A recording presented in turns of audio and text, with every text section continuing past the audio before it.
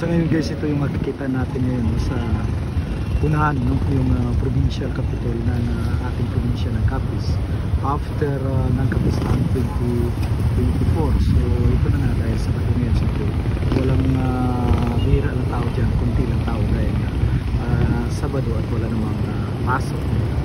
So ito ngayon sa giliran ng provincial capital ay Leo de la Concepcion, yung pinagkapitan natin ng Capiz ng kawas natin medyo na county.